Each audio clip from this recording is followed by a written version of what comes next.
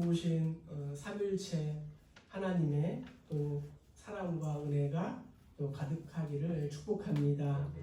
밤이 깊으면 또 새벽이 오고 또 터널이 아무리 길어도 또 터널 끝이 오는 것처럼 또 우리에게 있는 여러 가지 크고 작은 고난이 아무리 깊어도 고난의 끝은 반드시 오게 될 줄로 믿습니다. 전쟁 중에도 하나님을 신뢰한 여호수아와 이스라엘 백성들처럼 고난 중에도 우리가 희망을 잃지 않고 인내하며 하나님을 바라본다면 코로나19도 또 종식되고 특별히 감당할 수 있는 그러한 내성도 생기게 될 줄로 믿습니다. 신학자 중에 살아계신 분 중에 이 몰트만이라는 분이 있어요. 그분의 신학을 희망의 신학이라고 얘기를 해요. 소망의 신학. 그래서 교회가 또 고난과 아픔과 또 십자가를 이렇게 또 설명할 수도 있지만 때로는 하나님이 우리와 함께 하신다는 그러한 소망과 또 희망 또 이 기쁨을 또 이렇게 교회가 이 시대에 감당해야 될 줄로 믿습니다. 세상이 아무리 힘들고 어렵더라도 그럼에도 불구하고 교회는 이 땅에 이 세상에 소망과 희망이 되어야 될 줄로 믿습니다. 또 사랑하는 또 우리 교회 성도님들 한 사람 한 사람들도 또 우리 여러분들에게 또 상대방에게 희망과 또 소망을 또 심어주는 그러한 씨앗이 되기를 간절히 축복합니다.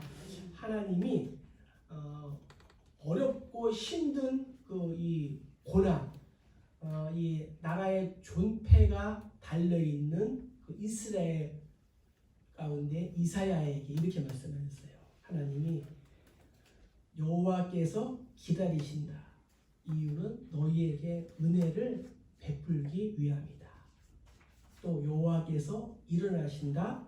너희를 긍휼히 여기기 때문이다. 여호와는 정의의 하나님이시다. 그를 기다리는 자마다 복이 있도다. 그래서 우리 모두 구원의 하나님 다시 오실 예수님을 기다리며 또 이 어려움들을 이길 수 있는 우리 모두 되기를 주의 이름으로 간절히 축복합니다. 오늘 우리가 읽은 이 메롬 전쟁을 끝으로 메롬 물가에서 일어난 전쟁, 그래서 메롬 전쟁이라고 합니다.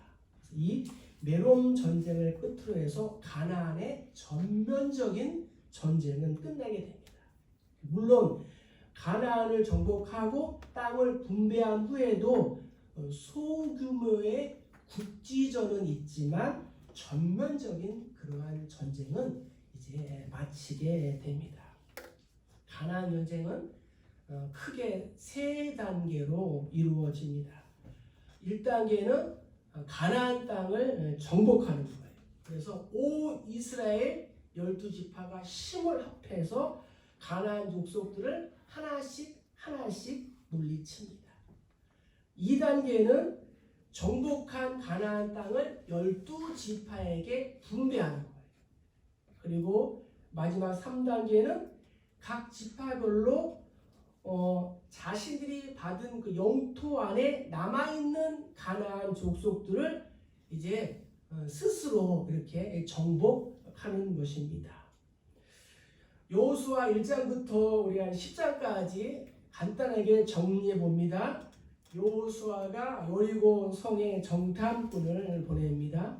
또 요단을 건너서 길갈에 진을 치고 기념비를 세우며 또 할례를 행했습니다.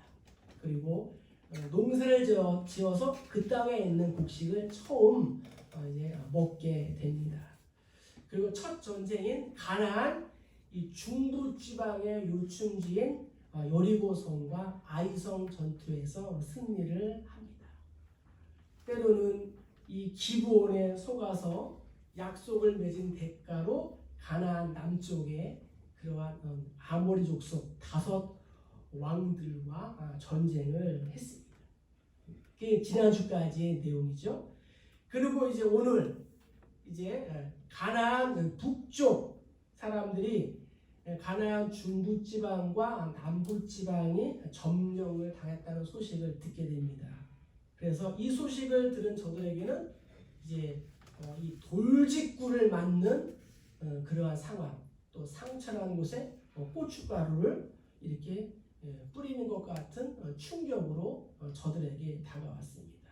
그래서 이 소식을 들은 가나안 북쪽 사람들은 가만히 있지 않았습니다. 그래서 우리가 읽은 것처럼 북쪽의 우두머리인 하솔 왕, 이 야빈을 중심으로 연합을 했어요. 이것을 우리가 소위 가나안 2차 동맹이라고 합니다. 그리고 한번 화면에 띄워주세요.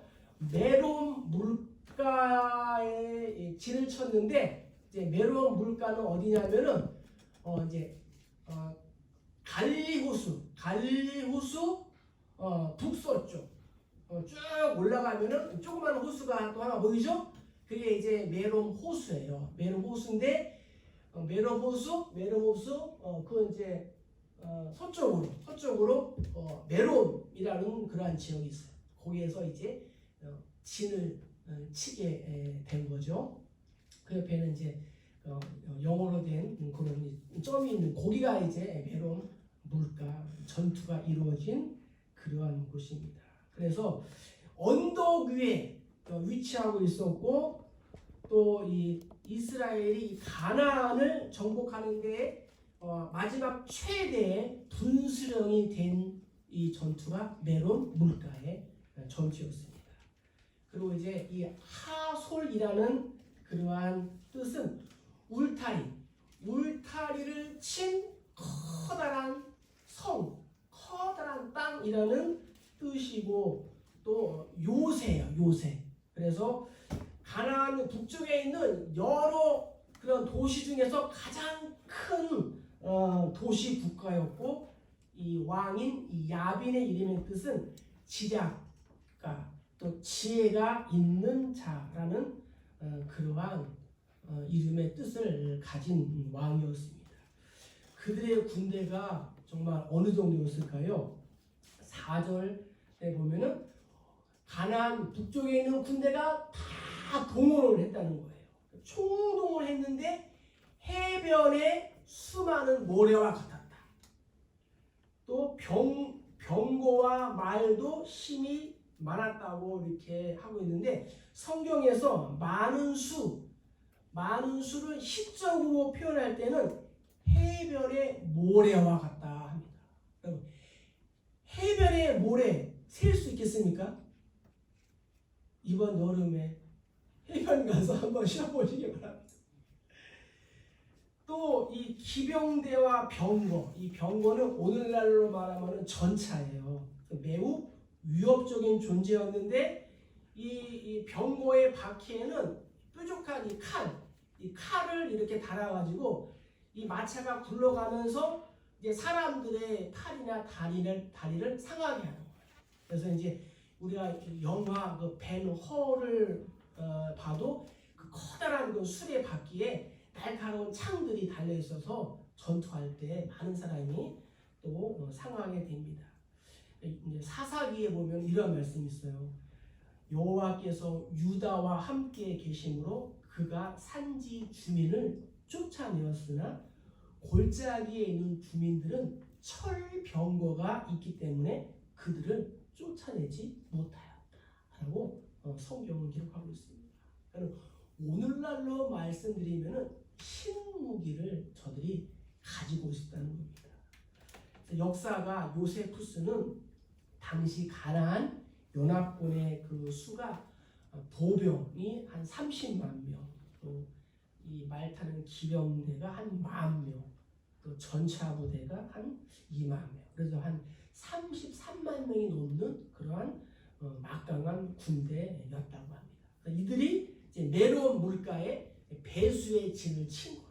생사를 건 마지막 전투입니다. 이제는 내가 물러갈 곳이 없다. 모든 것을 걸고 실패하면 이제 끝장이다라는 그러한 마음으로 그런 가고 이 가나안 북쪽 연합군이 메론 물가에 배수의 진을 친 겁니다. 그래서 오늘 우리가 이 배수의 진을 친 전쟁에서 여호수아가 어떻게 감당했는가, 또 하나님이 오늘 이 메론 물가의 전투를 통하여 나에게 주시는 그런 말씀이 무엇인가, 나는 어떻게 해야 될까, 간단하게 한번 살펴보도록 하겠습니다. 첫 번째 우리 6절을 한번 읽어보도록 하겠습니다. 6절. 자, 시작. 여호와께서 여호수아에게 이르시되 그들로 말미암아 두려워하지 말라. 내일 이맘때에 내가 그들을 이스라엘 앞에 넘겨주어 몰살시키리니 너는 그들의 말 뒷발에 힘줄을 끊고 그들의 병거를 불사르라 하십니다. 아멘. 첫 번째 우리가 해야 할 것은 뭐냐면은 하나님을 바라보고 두려워하지 말아야 한다. 여호수아와 이스라엘은 수많은 전쟁을 했습니다. 그런데 오늘 최고로 강력한 대적을 만나게 되었습니다. 우리의 삶 가운데도 마찬가지입니다. 우리가 살아오시면서 산전, 수전, 공중전, 육박전을 다 겪었지만 그럼에도 불구하고 강력한 대적, 난제, 문제들을 우리가 만나게 된다는 거예요. 전쟁 경험이 아무리 많고 능숙해도 두려움이 있습니다. 머리가 좋아서 공부를 잘하고 또 문제를 잘 풀고 암기를 잘해도 시험은 어때요? 두려워요? 안 두려워요? 두렵습니다. 작은 회사라도 경영을 한다는 것이 그리 녹록하지가 않습니다. 특별히 이 코로나19가 있는 이 시대에 정말로 이 기업을 이끌어야 한다는 것은 정말 어려운 일이 아닙니다. 그런데 하나님이 말씀하시는 거예요. 그들로 말미암아 두려워하지 말라. 대적으로 말미암아, 질병으로 말미암아, 물질로 말미암아, 실업으로 말미암아, 코로나19로 말미암아 두려워하지 말라. 이렇게 우리에게 말씀하십니다. 두려움이 있다면 어떠한 전쟁도 할 수가 없습니다. 사업도 할 수 없고 공부도 할 수 없고 취직도 할 수 없고 두려워한다면 결혼도 할 수가 없는 것입니다. 백전 노장인 여호수아도 가나안 정복에 있어서 이 마지막 전쟁인 메론 전투가 두려워했습니다. 이유는 뭐예요? 이스라엘이 이기면 전 가나안의 지배권을 이스라엘이 가져오는 거예요. 그런데 이스라엘이 여기서 치면은 그동안 쌓아놓은 모든 것이 일시에 무너져 버리고 헛수고가 되는 치명타가 되기 때문이에요. 그래서 이 전쟁은 가나안 땅의 진정한 주인을 결정을 짓는 한판 승부인 것입니다. 이럴 때 하나님이 보혜사, 성령인처럼, 변호사처럼, 위로자처럼 여호수아를 격려하고 위로하고 계신 거예요. 뭐라고요? 두려워하지 말라. 내일 이맘때에 내가 너희 앞에 저들을 넘겨줄 것이다.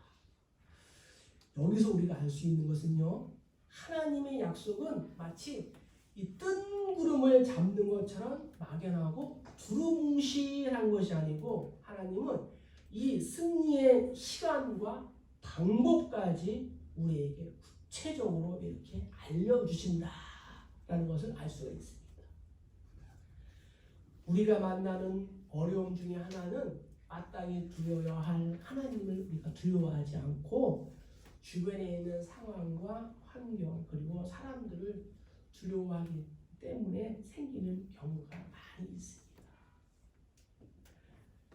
아브라함의 조카 롯이 북방 4개 연합군에게 잡혀갔을 때 아브라함은 기습작전으로 롯을 이렇게 구해왔지만 한편으로는 두려워했어요. 왜냐하면 연합군들이 또 연합해서 혹시 쳐들어오지 않을까. 또 하나는 자신은 늙어가는데 또 대를 이을 그러한 아들이 없어서 두려워했어요. 그때 하나님이 아브라함에게 말씀하셨어요. 아브라함아 두려워하지 말라. 나는 너의 방패요. 너의 지극히 큰 상급이로다. 할렐루야. 야곱이 흉년으로 인해서 가족들과 애굽으로 내려가는 것을 두려워했습니다. 그때 하나님이 나는 하나님이라.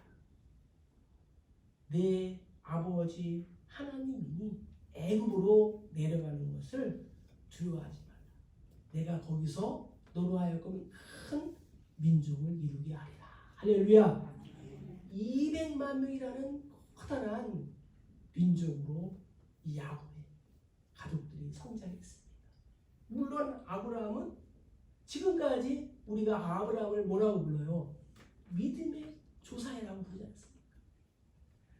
기드온이 미디안 군대 앞에서 두려워하고 있을 때 하나님이 찾아오셨어요. 기드온아, 너는 안심하라. 두려워하지 말라. 내가 죽지 아니하리라.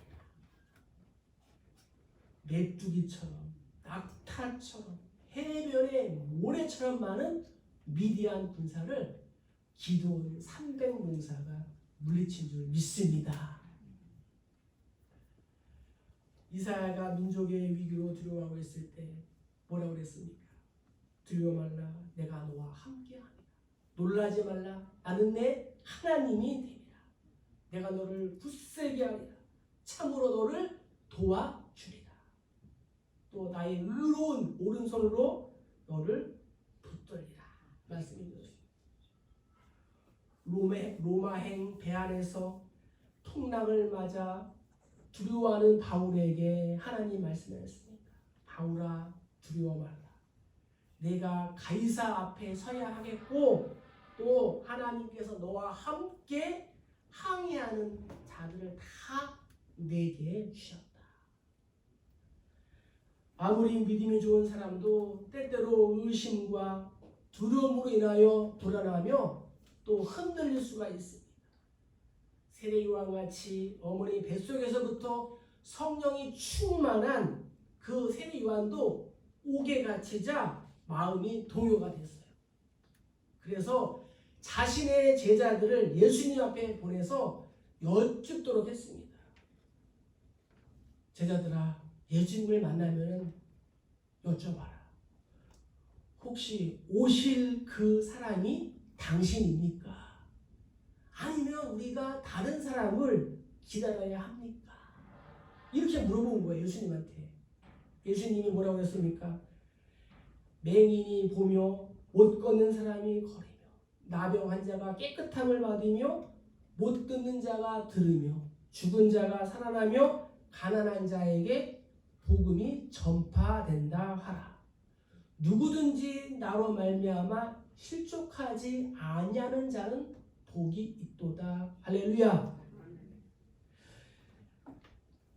두려움은 하나님의 선물을 풀지 못하고 포기하게 만듭니다. 두려움은 현대인들 중에 가장 큰 문제, 어려움 중에 하나입니다. 그런데 하나님께서 오늘도 말씀하시는 거예요. 여호와께서 자기를 사랑하는 자들은 다 보호하시고 악인들은 멸하시리로다. 리더여 두려움을 극복하라는 책에서 비즈니스에서 성공하는 3가지 조건을 이렇게 말합니다. 자신의 재능을 신뢰해라. 자신의 자존감을 신뢰하라. 자신의 열정을 추구해라. 그리고 마지막으로는 두려움을 물리쳐야 한다. 두려움이 나를 망친다라는 또 책이 있어요. 여기를 보면은 두려움은 사람을 수동적이고 소심하게 하고 경계심을 품게 하고 불안하게 하며 자신이 없게 만들고 매사에 비판적이게 하여 자신을 망치게 한다 라고 기록되어 있습니다. 성공 이론가인 나폴레옹 힐이라는 사람은 이렇게 말합니다. 공포는 모든 논리를 무력하게 하고 모든 상상을 파괴하며 모든 자신감을 꺾어버리고 모든 열정을 지워버리며 모든 의욕을 없애버린다. 그리고 사람들을 나태와 비참과 불행에 빠뜨리고 만다 라고 말했습니다. 우리 화면을 한번 띄워주세요. 사람에게는 이러한 두려움이 있다고 합니다. 어떠한 두려움이 있어요? 제가 앞에 거 읽을게, 여러분이 뒤에 거 읽으세요. 자, 첫 번째는 무능의 두려움, 거부에 대한 두려움, 결핍의 두려움, 현실의 두려움, 미지의 두려움, 권위의 두려움, 마지막으로 나이의 두려움. 여러분들에게 있는 두려움은 어떤 두려움? 나는 어떠한 두려움이 있습니까? 적용해보는 거예요. 상황, 환경, 가난, 학벌, 부도, 질병, 또 우리가 잃은 무능, 거부, 결핍, 현실, 나이. 혹시 또 나이에 대한 두려움이 있으신 분이 계십니까? 나에게 생명이 있다는 것은 아직까지 사명이 있다는 것을 믿으시기를 바랍니다. 코로나 바이러스 현미경으로 보입니다. 그러나 현미경으로 보이지 않는 그러한 공포 바이러스, 두려움 바이러스, 또 사탄 이런 것들이 나를 넘어지게 하는 거예요. 불안하게 하는 거예요. 그러나 오늘날 우리가 두려워하지 않고 어떤 말씀과 기도로 무장하고 하나님께 희망, 하나님께 소망을 두는 자는 승리하게 될 줄로 믿습니다. 자, 우리 두 번째 우리 9절을 한번 읽어보겠습니다. 자, 9절을 다 같이 한번 읽어볼까요? 자, 시작. 여호수아가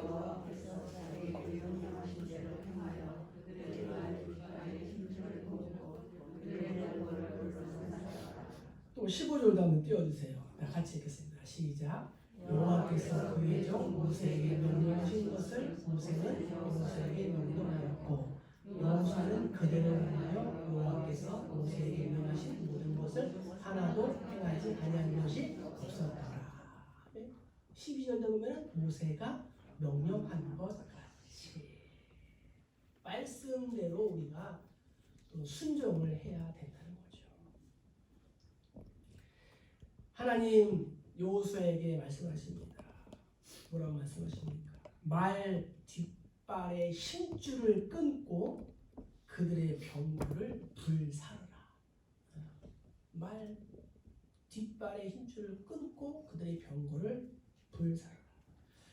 전쟁에서 승리한 후 전리품은 당연히 다음 전쟁을 위하여 잘 취합하고 또 관리하고 보관을 해야 됩니다.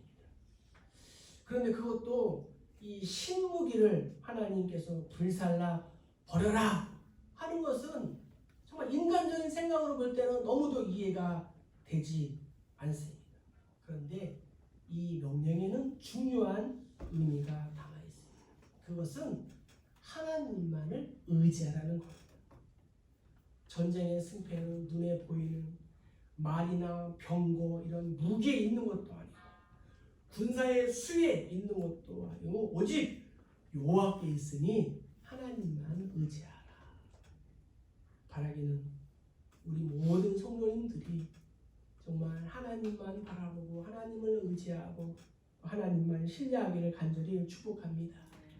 이스라엘이 이 기병대와 병거로 무장하면 하나님보다 눈에 보이는 이 병거와 말, 기병대를 더 의지하게 됩니다. 그래서 모세는 이렇게 얘기했습니다. 이스라엘에서 왕이 될 자는 말과 병거를 많이 갖추지 말라. 모세도 말과 병거를 두려워하지 말라 했고 여호와께서 승리를 주실 것을 확신하였습니다. 다윗은 이렇게 고백합니다.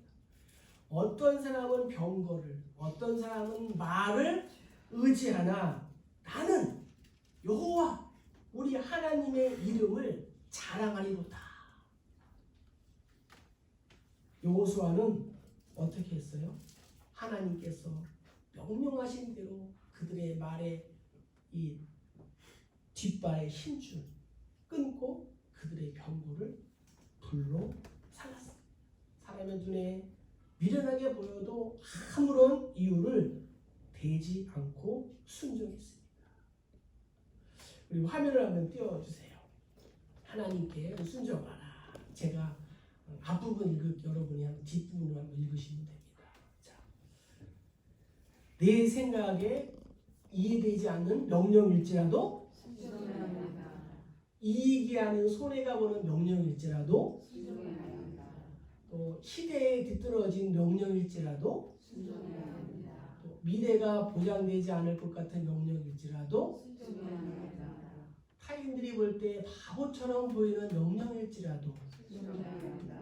나를 책망하는 하나님의 말씀일지라도 순종해야 한다. 때로는 아프고 견디기 힘든 환경일지라도 순종해야 한다. 그렇습니다. 바리새인들은 예수님의 말씀을 듣고 예수님이 베푸는 수많은 기적을 경험했으면서 순종하기는커녕 예수님과 제자들의 꼬투리만 잡고 흠을 잡았어. 결국에는 예수님을 십자가에 못 박는 자리까지 내주었습니다. 초대교회 스데반 집사가 유대인을 향하여 설교합니다. 너희는 천사가 전한 율법을 받고도 지키지 아니하였도다. 너희는 천사가 전한 이 말씀을 듣고도 지키지 아니하였도다. 그들의 마음에 찔림이 왔습니다. 그러나 회개하지 않고 이를 갈고 결국에는 돌로 쳐 죽였다라고 성경은 말씀하고 있습니다. 오늘날 시대는 순종이 조롱받는 시대인 것 같습니다. 자기 중심의 시대요. 또 간섭받는 것이 죽기보다 싫은 시대를 우리는 살아가고 있습니다. 목소리가 큰 사람이 이기는 것과 같은 시대를 우리는 경험하고 있습니다.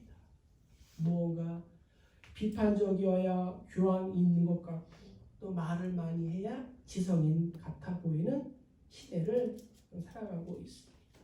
명령이 무시되고 또 권위가 인정되지 않고 순종이 미덕이 아닌 그러한 시대를 살아가고 있습니다. 신앙인들도 자기 잘난 맛으로 편하게 신앙 생활을 하겠다고 합니다. 자기 나름대로 내가 복음을 가지고 살아갑니다. 마치 자기 소견에 오른 대로 행하는 그러한 사사기와 같은 시대를 우리가 지금 살아가고 있는 것입니다. 바울은 디모데에게 이렇게 말합니다.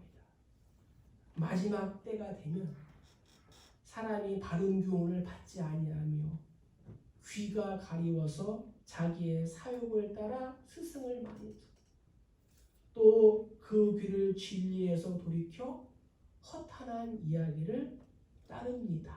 라고 말하였습니다. 말씀은 좋은데 그렇지만 어떻게 사람이 말씀대로만 살아갈 수 있느냐 하면서 스스로 자신을 합리화시킵니다. 그런데 이것은 마귀의 간괴이며 또한 불순종이라는 것입니다. 또 그 결과는 멸망이다라는 것을 우리는 깨달아야 합니다. 세상이 복잡하고 세상이 분주해도 세상이 흔들려도 그럼에도 불구하고 우리가 말씀에 순종하고 또 기도하면 하나님의 능력이 나와 함께 하시고 또한 우리 앞길에 시온의 대로를 하나님께서 활짝 열어줄 줄로 믿습니다. 여호수아는 하나님께 순종함으로 가나안을 정복했습니다. 바라기는 사랑하는 성도 여러분, 세상이 흔들리고 사람들이 변하여도 나는 하나님을 신뢰하겠다. 이러한 고백을 하면 내 앞에 있는 크고 작은 대적과 문제들 아무리 많이 있어도 강한다 할지라도 믿음으로 승리하게 될 줄로 믿습니다. 말씀을 적용해 봅시다. 나는 하나님의 말씀에 순종하고 있습니다. 몇 프로? 100% 순종. 철저한 순종, 적극적인 순종, 또 성실한 순종. 그럼에도 불구하고 순종. 따라합시다. 그럼에도 불구하고 순종. 예수님처럼.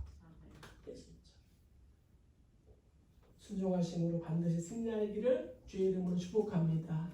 자, 우리 마지막으로 우리 7절을 한번 읽어보겠습니다. 7절. 자, 시작. 이어서 모든 군사와 함께 매년 물가에 가서 갑자기 습격할 때. 승리하기 위해서 세 번째는 함께 해야 한다 라고 성경 말씀하고 있습니다. 마지막 결전을 앞둔 북쪽 연합군들이 메론 물가에서 배수의 진을 치고 있습니다. 여러분, 소경하고 벙어리하고 싸우면 누가 이길까요?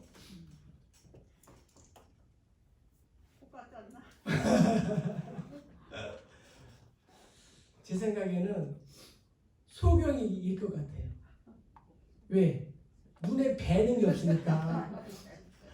이 메론 물가에서 이 가나안 북쪽 연합군이 배수진을 이렇게 친 거예요. 이판사판으로 눈에 뵈는 곳이 없이 달려드는 거예요.